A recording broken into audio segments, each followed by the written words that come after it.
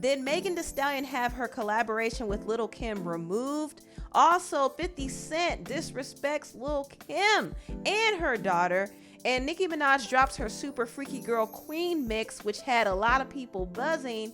And Halle Bailey is coming, y'all. If you want to get the full scoop on these topics, stay tuned and watch this video.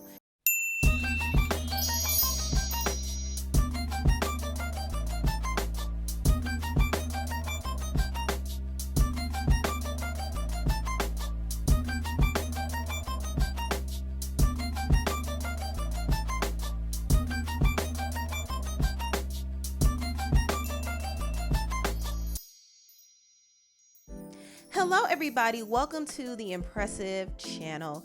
The singer and actress Halle Bailey is coming, y'all.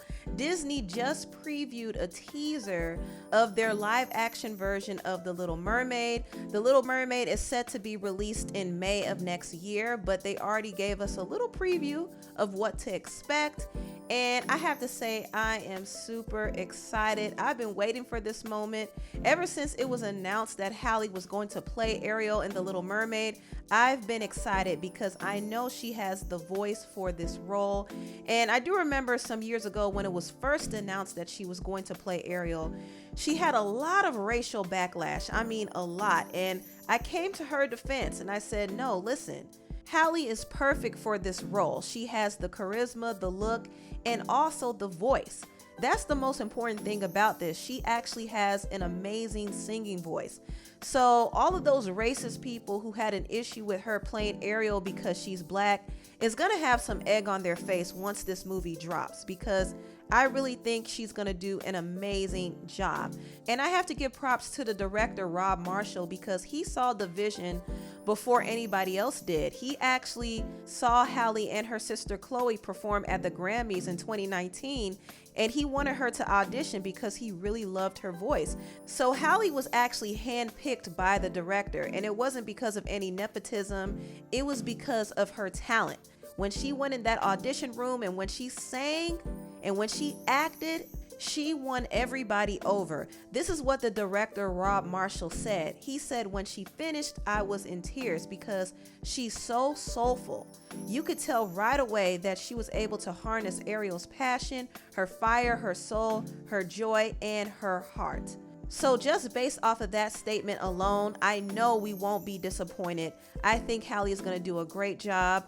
And as far as the visuals from the teaser are concerned, I liked it, but I would have preferred if the lighting was a little bit crisper and a little bit sharper. I feel like the lighting is a bit too dull. However, I like the fact that they didn't change Halle's look too much. I even love the locks. I like the shade of color it was. It's kind of like a reddish brown, so it's more realistic looking, and I appreciate that, but I hope the lighting is better than what we saw in the preview. That's all I'm hoping. But overall, I'm very excited for this movie, and I think Halle is going to have a really big year next year. She's not only starring in The Little Mermaid, but she's also going to be a part of the Color Purple musical, and she's going to be dropping her new music as well. So she's going to have a huge year. 2023 is going to be a breakout year for her, and I also believe it's going to be a big year for her sister Chloe as well. I think both of them are doing great in their careers, and they're superstars, plain and simple. I think Beyonce knew exactly what she was doing when she signed these girls, because she saw the vision, she saw where they would go, and I'm proud to see how much they're elevating. After years of putting in hard work in their career, they're finally seeing the fruits of their labor, and they're finally getting a chance to shine in the mainstream light. So I'm really happy for Chloe and Halle. Now moving on, I want to talk about this Lil Kim and Megan Thee Stallion collaboration. Megan Thee Stallion actually got Lil Kim to be on the remix to her song Plan B. And I'll be completely honest, I didn't care for this remix. I heard what Kim was trying to do, but for some reason I wasn't feeling her delivery. I don't know. I feel like if her delivery was different, it would have sounded a lot better. And I didn't like the fact that she was singing on the song either. I thought her singing was completely unnecessary. She should just stick to rapping. But I think the remix fell flat to me. Once again, it's not so much that the verse was bad, it's just that her delivery was weird. so it didn't really connect for me, but it was cool that she was able to get on the remix. I do find it very interesting that Megan Thee Stallion didn't speak on this remix. She didn't post it on her YouTube page or anything. She didn't promote it. And the fact that she didn't post it kind of makes me wonder, well, did she like the remix at all? Is she embarrassed by it? Like, what's going on?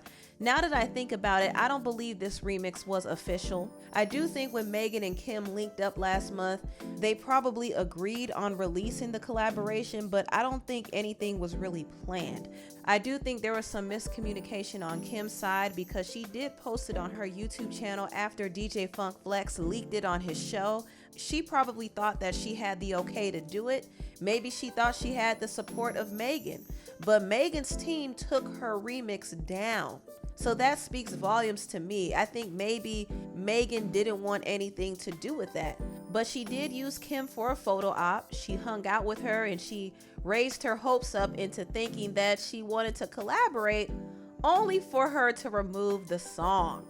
But I'm not going to put the full blame on Megan. Even though it's her song, she doesn't have complete ownership of it. So there probably were some clearance issues that happened, and there probably was some miscommunication.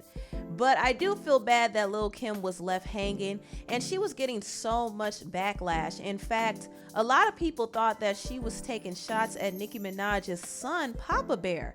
And I don't know how in the world people came to that conclusion. Like, if you actually listen to the song in its context, she was clearly talking about a dude. She wasn't talking about Nicki Minaj. Like, I don't know how people got that, but I think people wanted to create drama because they don't like Lil Kim. Let's be honest, they just don't like her. And what really turned me off a lot is when 50 Cent inserted himself in all of this. He posted this meme of Lil Kim and said this in his caption: "Nicki Minaj, you better light her up. I'm watching. She said something about the baby.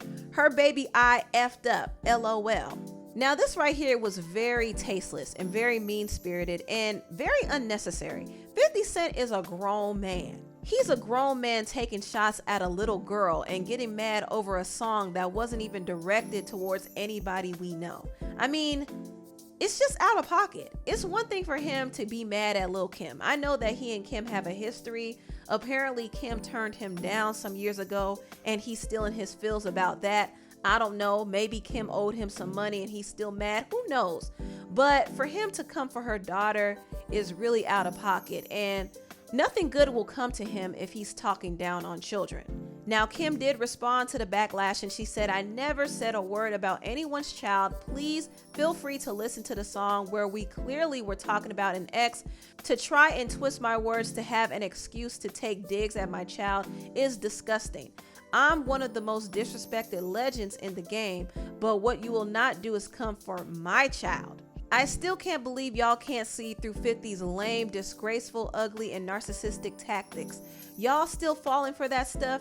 He created this whole false narrative to cause drama and confusion because the girl he wanted is getting too much attention.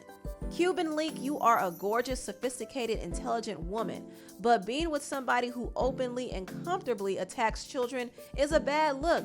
Get out while you can, girl. Anyone who knows me knows, even if you are my enemy, I would never say anything about anyone's child. Kids are off limits. And then Kim went back to say that the song wasn't about her ex. She said, "Glad you guys are enjoying the song. My verse on Megan Thee Stallion's remix was strictly to empower women. That's it. Never was I talking about anyone in particular or any of my exes.